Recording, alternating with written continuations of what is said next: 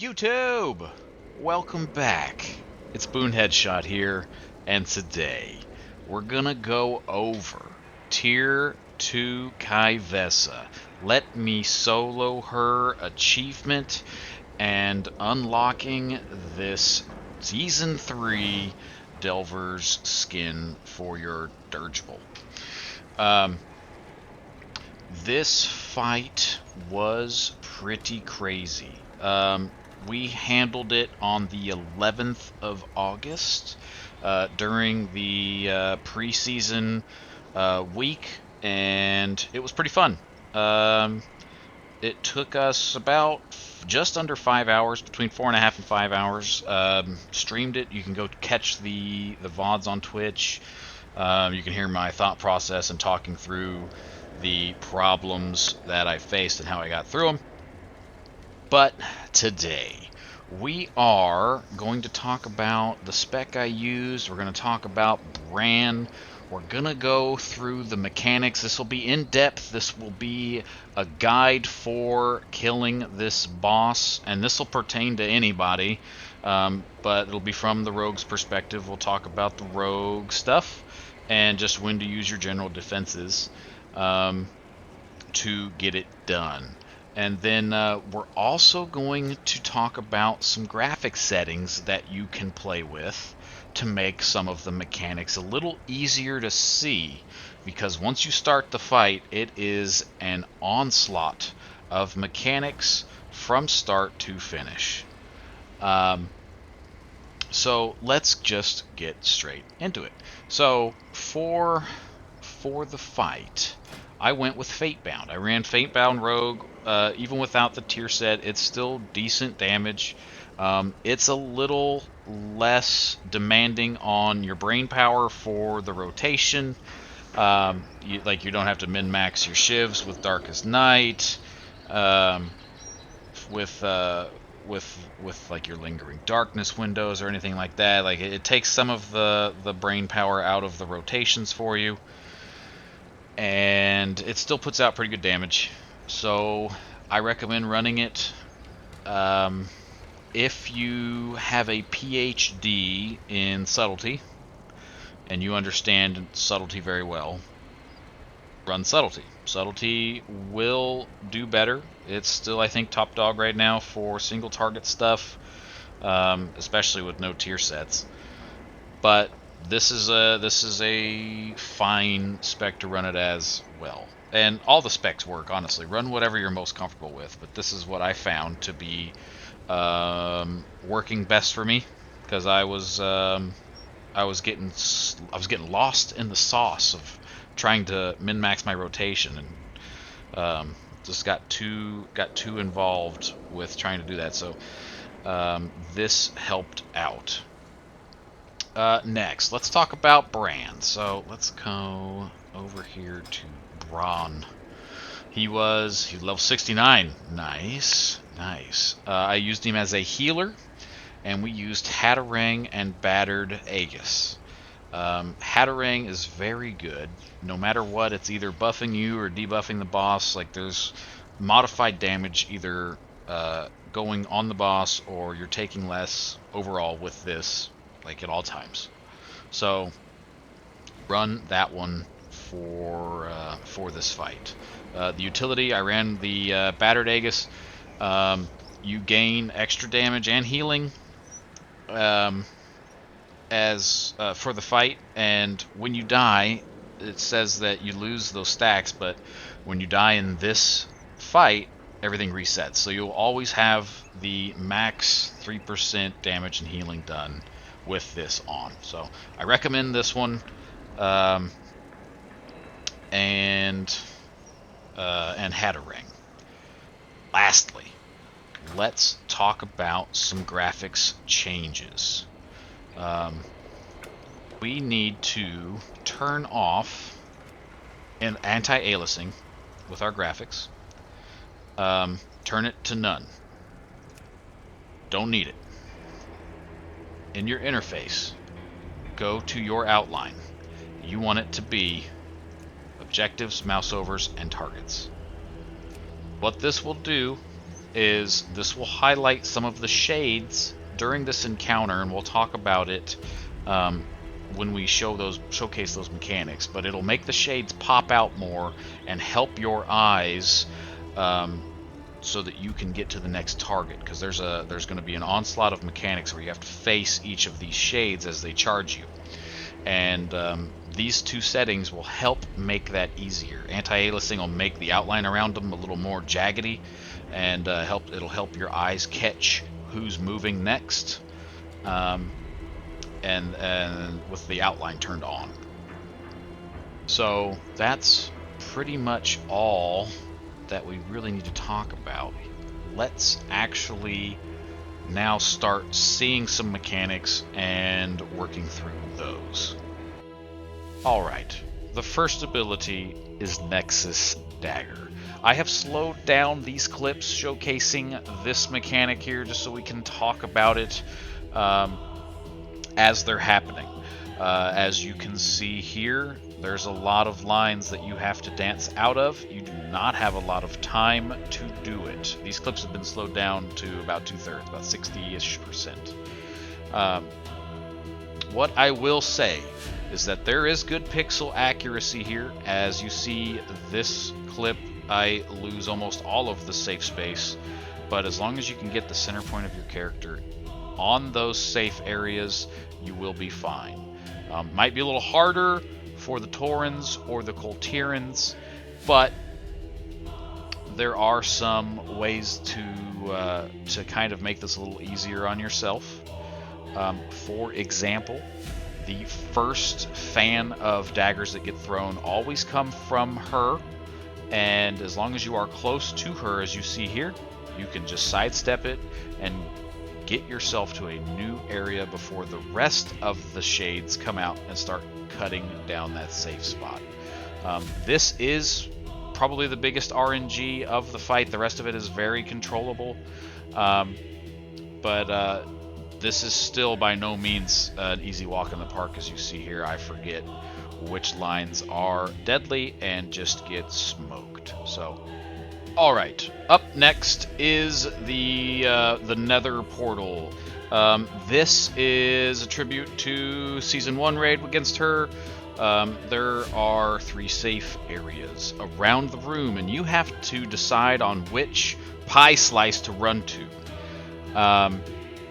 After that, the portals will come out and they will pull you towards them. They have to be evenly spaced like this so you don't get pulled one way or another too far and die.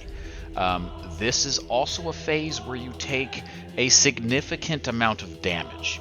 And this is also a phase where you have to, it's a little bit of improv, because as a rogue, your defensive cooldowns, your big ones, which are Evasion and Cloak of Shadows, you're going to use both of those, and at some point they're both going to be cooling, and you won't have anything to get you through the damage. So you have to be watching for Brann. If Brann's got good potions, you can drink those potions on the ground, and using Crimson Vial, make it through that phase without having to use Evasion or Cloak. But it is still a difficult phase to get through, and as long as you have Feint and Evasion and your Crimson Vial going, or Feint and Cloak and your Vial going, you will survive that phase, but you just have to kind of watch and try to figure out the pattern for whenever Brann's big heals are coming back, or if Brann has good potions on the ground for you.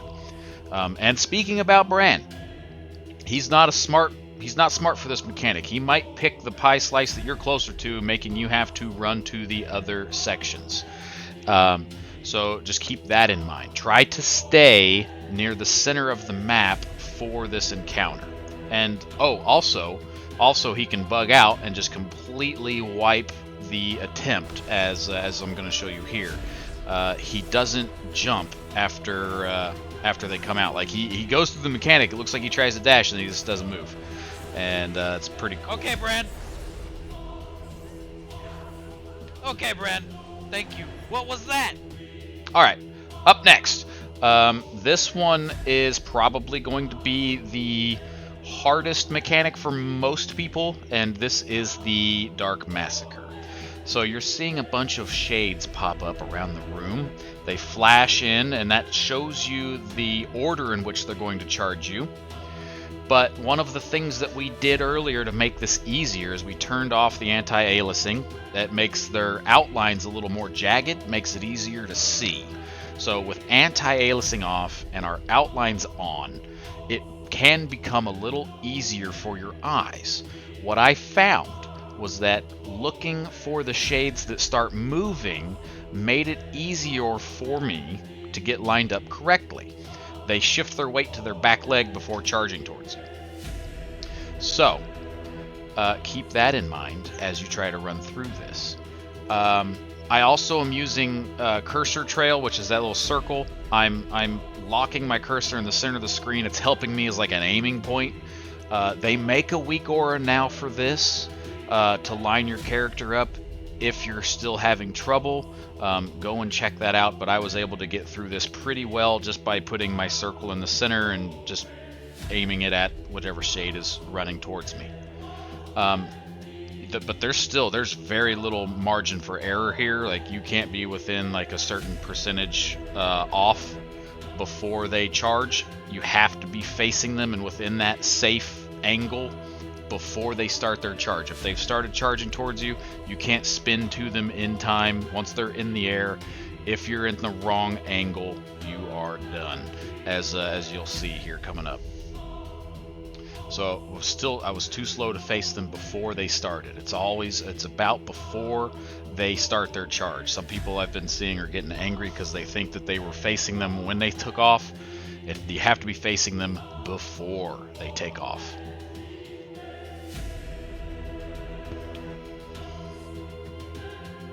So, again, lots of practice on that. Lastly here, this is just a little like cup game, like cup and ball mini game that you'd see at the carnivals. She does a couple tells for this to let you know which one's going to be the main one. She starts moving early, as you saw, the real one, as well as she comes to the hexagon last. Sometimes you won't be seeing that because you'll be like spazzing out trying to keep yourself alive through the mechanics. But she will come to the hexagon last, and that will be her. But then she also moves first too. That'll be your other tell to help you figure out where to start your eyes on this. And I use my mouse to track her. You don't have to. Whatever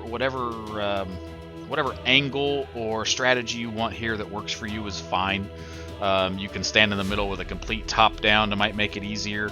I stood off to the side, but again, like whatever you are most comfortable with here works. Do it. I thought I'd have a lot of trouble with this. I actually found this to be some of the easiest part of it, and this can also bug out, as I'm about to show you. And if this happens, you either have to get very lucky, or you just reset. So this can also happen where they don't move to the correct positions after they start charging. Isn't that lovely? Thank you, Blizzard. So after the cup game, she gains a damage buff, and this stacks for the entire fight. So you gotta kind of get this done quick, or you will die to a soft enrage. All right, let's take what we've learned. Let's remember our defensives during the damage phases. Let's remember the orders of the shade and what to look for. Let's keep an eye on the correct copy during the little cup shuffle game. And let's kill this boss.